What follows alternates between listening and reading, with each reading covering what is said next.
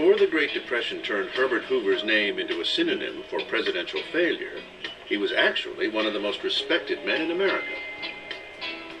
After the outbreak of World War I, Hoover had organized a relief effort that saved millions from starvation in war-torn Belgium. He was later the food administrator under Woodrow Wilson and Secretary of Commerce for both Harding and Coolidge. History has badly blighted his reputation because he had the huge misfortune to be in office during the Depression. Hoover was elected president in 1928 because he was universally understood as probably the largest public figure of the entire preceding decade.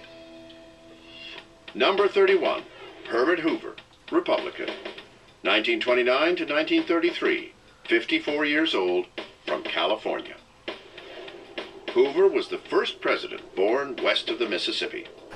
Orphaned as a boy in Iowa and taken in by relatives on the West Coast, Hoover was a shy loner with a tendency toward melancholy. After graduating from Stanford, he built a successful mining company that made him a millionaire. Like many presidents, fishing was his favorite pastime. And then there was Hoover Ball.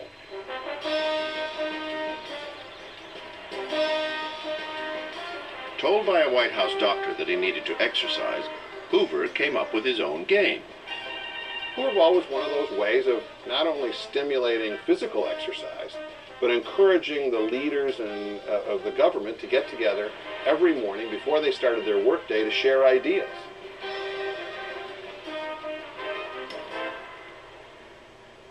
Hoover was often seen as a big business Republican who didn't relate to the common man. He wore those stiff double-breasted suits and the big high collar and so on.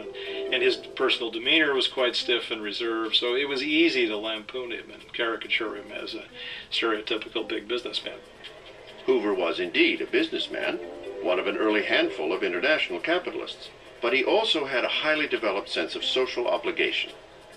Herbert Hoover once said that the only trouble with capitalism is capitalists. They're too damned greedy. So I don't think, as we look at big business today and we look at things like Enron and other corporations, that Herbert Hoover would have approved at all. He would have been appalled at those industry leaders and what they did. Ashamed, indeed. Hoover did try to apply the efficiency of business management to his task as president. It's true that George W. Bush is the first MBA to be president of the United States, but Herbert Hoover was a very successful business person, and he had a very crisp executive style. Herbert Hoover was what we would now call a workaholic. I mean, this was a man who really believed in work. He's the man who's always on the job and believes that if only I could work harder and only I could put more hours in on it, I'll solve the problem. With his strong work ethic and proven management skills, Hoover seemed destined for presidential greatness.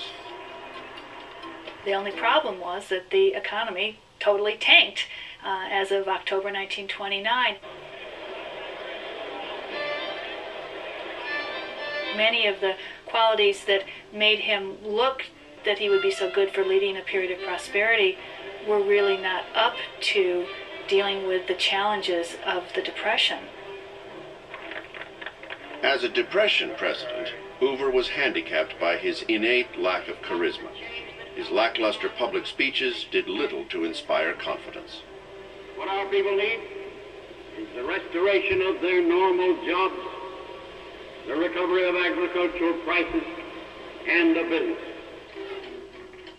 Hoover didn't believe in using direct government intervention to ward off the Depression. Instead, he relied on what he called voluntarism, asking corporations to voluntarily improve working conditions and wages. If I could have counseled Herbert Hoover in 1930 or 1931, I would have said, Mr. President, the government needs to do more. Voluntarism isn't going to work. Unfortunately, I think what happened to Hoover was that the Depression traumatized him. He made his plight much worse by becoming extremely defensive. He just didn't have the temperament, among other things, to deal with a crisis of this magnitude. On the 8th day of November, Hoover had the misfortune of running for re-election in the depths of the Depression. 1932 campaign turned his name into a permanent punchline. A Hoover hotel was a cardboard shack. A Hooverville was a collection of cardboard shacks. A Hoover flag was an empty pocket turned inside out. The summer of 1932 was miserable for Hoover. He hit the campaign trail and tried to put on a brave face. Wherever he appeared, there were angry Americans with signs critical of him. There were people who shouted, "We want bread." And everywhere he went was the specter of hunger. It must have hurt him tremendously to campaign.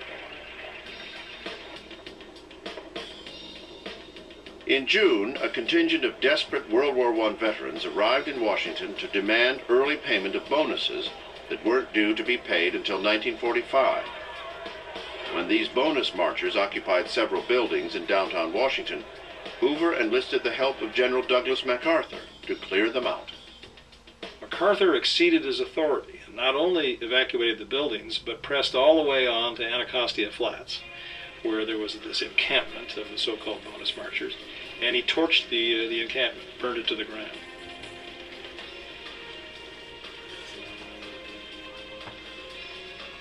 MacArthur never took the rap for this. He exceeded his orders and exceeded his authority from President Hoover. Hoover took the blame for this politically, and this was in a sense the last nail in his political coffin. When Hoover's challenger, Franklin Roosevelt, heard about the debacle, he told an advisor, "This elects me." What Roosevelt offered was a sense of hope that even if today I don't have enough to eat, or even if today I don't have a job, it will be better tomorrow. Whereas it seemed that during Hoover's administration, it just wasn't getting any better. Still, some historians think that looking at Hoover through the prism of FDR is unfair. Imagine if somebody like FDR had been in office in 1929. You know, somebody, a real public charmer, glad-hander. By 1932, they would have been clamoring for somebody different, somebody who's not a politician, somebody who understands the economy, somebody like Herbert Hoover.